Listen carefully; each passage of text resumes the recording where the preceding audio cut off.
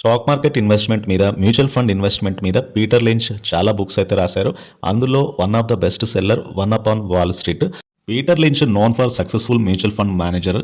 ఆ రోజుల్లోనే mutual fund ద్వారా అత్యధికంగా రిటర్న్స్ రాబట్టగలిగిన ఫండ్ మేనేజర్. సో ఆయన యొక్క ఎక్స్‌పర్టైజ్‌ని, ఎక్స్‌పీరియన్స్‌ని ఈ బుక్‌లో అయితే షేర్ చేసుకున్నారు. And key theme and take away ఈ బుక్‌లో చూస్తే number 1 invest in what you know. ఇప్పుడు కూడా తెలిసిన స్టాక్స్‌లోనే ఇన్వెస్ట్ చేయాల్సి ఉంటుంది. అండ్ ఆ స్టాక్స్‌ని ఎలా ఫైండ్ అవుట్ చేయాలి అంటే డే టు డే లైఫ్‌లో మనం కన్జ్యూమ్ చేసే ప్రోడక్ట్స్, మనం పర్చేస్ చేసే ప్రోడక్ట్స్, ఆ ప్రోడక్ట్స్ ఏ కంపెనీస్ చెందినవి, వెదర్ ఆ కంపెనీస్ స్టాక్ మార్కెట్‌లో లిస్ట్ అయినాయా లేదా అని తెలుసుకోవాలి. జనరల్‌గా అవుట్ పర్ఫార్మ్ చేసే కంపెనీసే స్టాక్ మార్కెట్‌లో కూడా అవుట్ పర్ఫార్మ్ చేస్తాయి లాంగర్ టర్మ్ బేసిస్ మీద. సో అట్లాంటి స్టాక్స్‌లో ఇన్వెస్ట్ చేస్తే రిస్క్ అయితే తక్కువగా ఉంటుంది.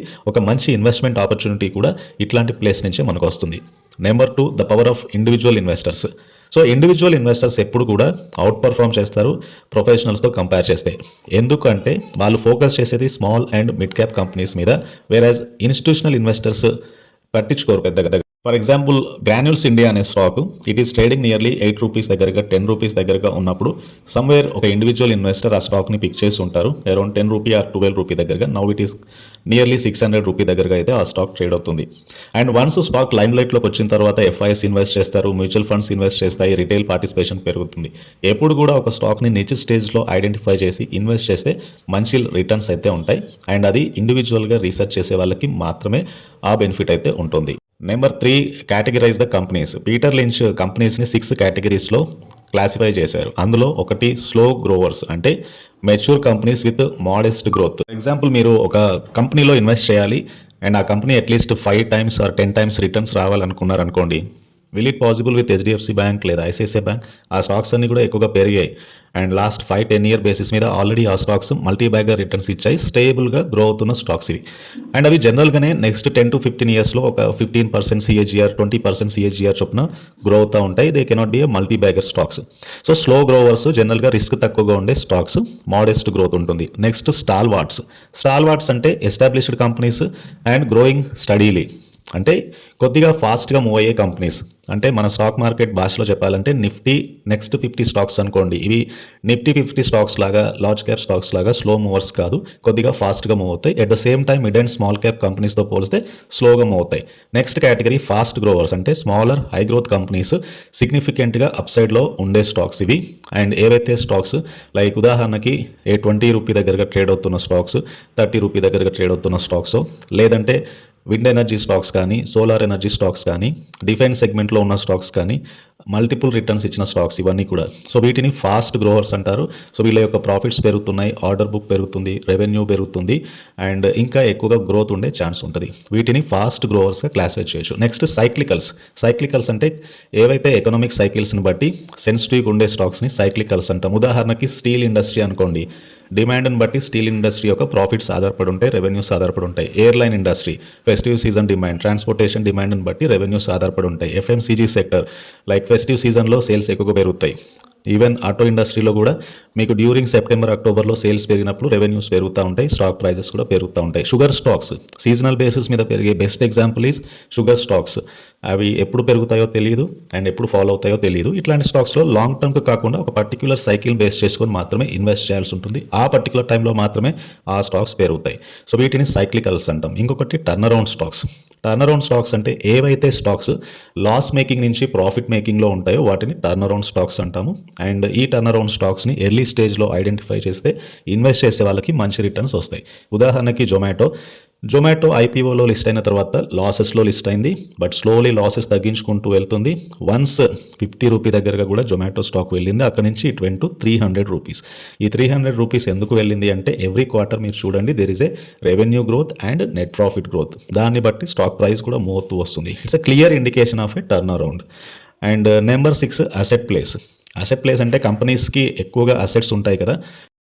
అసెట్స్ అంటే జనరల్గా వాటికి ల్యాండ్, రియల్ ఎస్టేట్, బిల్డింగ్స్, మిగతా ప్రాపర్టీస్. సో స్టాక్ ప్రైస్ నార్మల్గానే ఉంటుంది. వాళ్ళ యొక్క బిజినెసెస్ చూస్తే కనుక పెద్దగా ప్రాఫిట్స్ అయితే రావు. అంటే యాజ్ యూజువల్గా బిజినెస్ రన్ అవుతూ ఉంటుంది స్టేబుల్గా. కాకపోతే ఏంటంటే వీళ్ళకి ఎక్కువ అసెట్స్ పెరుగుతూ ఉంటాయి.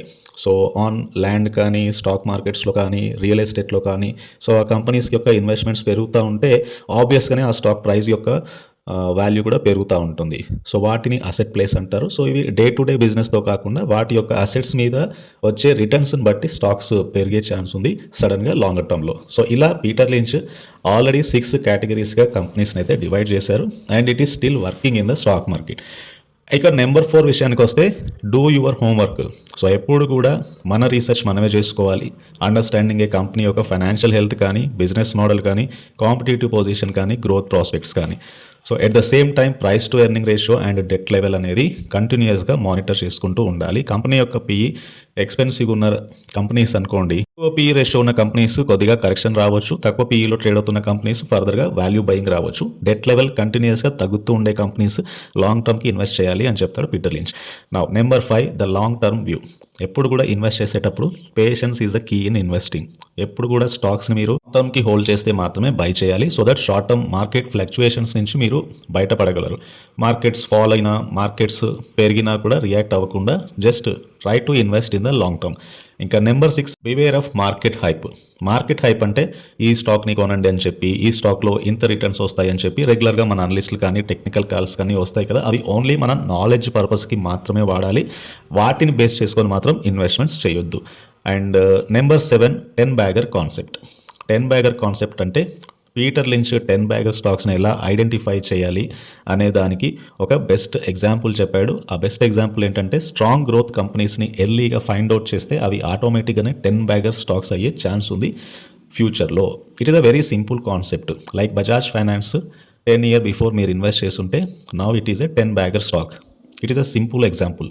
And number 8 key investment questions. ఎప్పుడు కూడా మీరు ఇన్వెస్ట్ చేసేటప్పుడు కొన్ని క్వశ్చన్స్ని అయితే మీ అంతటా మీరే అనలైజ్ చేసుకోవడానికి వాడాలి. ఒకటి, వాట్ ఈస్ ద కంపెనీ యొక్క growth potential and does it have a competitive advantage. ఆ కంపెనీకి కాంపిటేటివ్ అడ్వాంటేజ్ ఉందా? ఉదాహరణకి డీమార్ట్ ఐపీఓలో లిస్ట్ అయిన తర్వాత మంచి ర్యాలీ ఇచ్చింది. Now when come to the competition from Reliance retail కానీ, ట్రెంట్ కానీ, టాటా నుంచి, రిలయన్స్ నుంచి వచ్చే కాంపిటీషన్కి డీమార్ట్ స్టాక్లో కూడా ఒక ఫాల్ కనబడుతుంది.